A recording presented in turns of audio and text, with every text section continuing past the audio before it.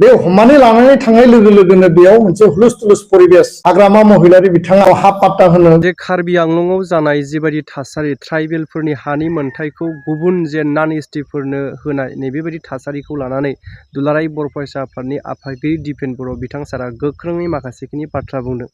बेजों लोब्बा लाखिनानै जाहाथे जोंनि बिटिसिआवबो नैबेबायदि थासारिया दाजाथों बेनि सायावबो बिथाङा मा बाथ्रा बुंखो भिडिअखौ जों फैयोब्ला फुल नायनानै दिनै 22 तारिखआव जानाय आरो मैयानि घटनाया मानो जाखो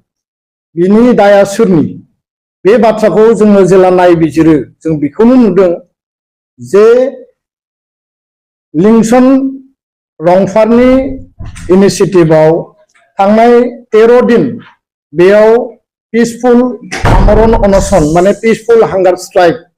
बेयाव सोलिबाय थादोंमोन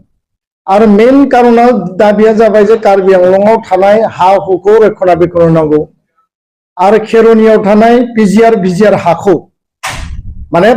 बेयाव थानाय सुबुंफोरखौ एभिक्शन खालामनानै बे हाखौ प्रोटेक्शन खालामनांगौ जे हाया ट्राइबेलनि बा सिक्स शेड्यूलनि दा बिथांमोना जि माने डेमोक्रेटिक हांगार स्ट्राइकआव दंबाय थायोमोन आरो बेखौबो मिथिदों जे 22 तारिखनि 4टा बाजियाव बेलासियाव कार्बि आंलं अटोनमास काउन्सिलनि सीएम तुलिराम लहां बिथाङा सावरायगोन प्रटेस्टारफोरजों बा आन्दोलनकारिफोरजों किन्तु बिनि फुंबिलियावनो फुंनि 3टा बाजियावनो पुलिस प्रशासन बाहायनानै कुनु खोथा गैया बाथ्रा गैया बेयाव थानाय सुबुंफोरखौ लिंसन रंफार आरो 7 जन सुबुंखौ हमनानै लानानै थाङो आरो बे हमनानै लानानै थांनाय लोगो लोगोनो बेयाव मोनसे हुलुस तुलुस परिबेस मोनसे सृष्टि जायो जे शान्तिपूर्ण गणतान्त्रिक आन्दोलनाव थानाय सुबुंफोरखौ सावरायनो तारिख होनानै टाइम होनानै आरो 12-13 दिनहालागै सावरायालासिनो थानानै हठातनो बिथांमोनखौ मानो मान लाना थांखो उनाव सरकारा बुंबाय जे बिथांमोननि देहाया नोरिया जानायनि थाखाय बिथांमोनखौ ट्रिटमेन्टनि थाखाय जीएमसीएचआव लाबोदों किन्तु आसरित खोथा डिफु मेडिकेल कलेज दङ नगाव मेडिकेल कलेज दङ माने सिभिल हस्पिटाल दङ गुबुन गुबुन दङ बे थासेयावबो मा कारनाव फुंनि 3टा बाजियाव बे डाक्टार नार्स लांनानै बे सेलाइन ट्रिटमेन्ट खालामनो हायोमोन जाथाय बे प्रशासननि सरकारनि जे आक्रोशमूलक जे नीति सावरायनो तारिख होनानै टाइम होनानै बिथांमोनखौ हमनानै लांनाय बेनो मेन बे जाथायनि मूल कारन होननानै जों बुंनो सानो आरो बिथांमोना जास्टिस न्याय नागिरनानैसो दिनै बे आमरण अनशनाव बिथांमोना जिरायदोंमोन बे जाथायखौ लानानै दुलाराय बर' फरायसा आफादा जोङो स्ट्रंलि आसाम सरकारखौ आरो जोंनि जेसेबां मोनथाम काउन्सिल दं आसामाव जे Karbi Anglong council Dima Hasao council BTC council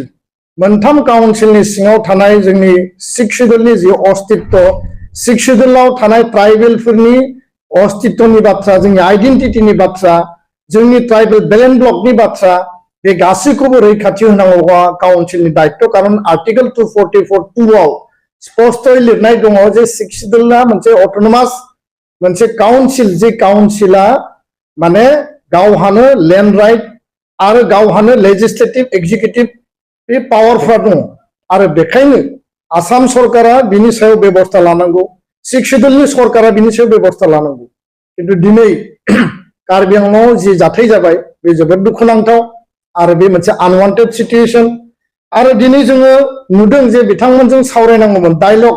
बिथांमोनजों एमिकेबल नेगोशिएशन सल्यूशन दिहुननांगौमोन किन्तु सरकारनि आक्रोशमूलक नीतिनि थाखाय बे घटनाया जादों दा बेखायनो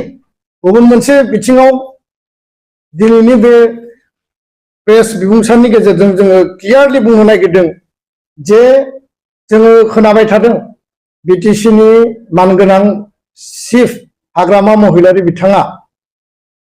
बिटिसिआव गोदानै सरकार फैनायनि उनाव हा पाट्टा होनो बिथाङा नागिरदों आरो जायफोरा हा गैजाया जायफोरनियाव हानि डकुमेन्ट्स गैया बिथांमोननो हा पाट्टा होनो नागिरनाय जि रिजोल्यूशन डिसिजन बेखौ जों वेलकाम खालायो कारण थांनाय समावबो थांनाय सरकाराबो माखासे हा पाट्टा बिथांमोनाबो होनानै गालांदों किन्तु खोथाया जाहैबाय जे बिटिसिनि सिक्स शेड्यूलनि हाखौ होनो थांनायाव हा पाट्टा होनो थांनायाव जाहाथे बेयाव बे खोथाया स्पष्ट जायो जे रियेल इंडियन सिटिजेना सोर प्रकृत भारतीय नागरिकआ सोर आरो लोगोसेनो 2003 सिगां बेयाव ट्राइबेलजों लोगोसे बनाफाइड जायफोर सेटलार सिटिजेन्सफोर दङमोन बेयाव एसामिस इन्डिजिनियासआनो जा गुबुन गुबुन हारि माहारियानो जा कारन बिटिसि 6 शिड्यूलाव लिरनाय दङ जे ट्राइबेलनि अधिकाराबो प्रोटेक्शन थागोन एज वेल एज नन ट्राइबेलनि अधिकाराबो बे प्रोटेक्शन थागोन किन्तु खोथाया जाहैबाय रियेल भारतीय नागरिक 2003 सिगां जायफोरनि बिमा बिफाया दङमोन आबै आबौआ दङमोन आजै आजौआ दङमोन दा फिसा फिसौआ दङ बिसोरा हा मोननायाव जोंहा आपत्ति गैया आरो बेलेन ब्लक जिखिनि ट्राइबेल बेलेन ब्लक दङ 19टा बे बेलेन ब्लकआव जायफोरा प्रोटेक्टेड क्लास ट्राइबेलनि राइटआथ' थाखानांगोनखा प्रोटेक्टेड क्लास जि मोनब्रै हारि दङ बिथांमोनाबो बेयाव अधिकार दङ गावसोरनि हानि डकुमेन्टस पाट्टाखौ बिथांमोना मोनगोन किन्तु नियम आयेन Assam land revenue regulation act 1886 chapter 10 बा आसाम लेन्ड पलिसि 2019 बेफोरखौ भंग खालामजोबनानै अकल राजनीतिक कारनाव भट बेंकनि सार्थआव जुदि सोरनोबा आयेन भंग खालामनानै जुदि हा होयोबा दुलाराय बर' फरायसा आफादा बेखौ जोङो गोख्रोङै गाबथागोन।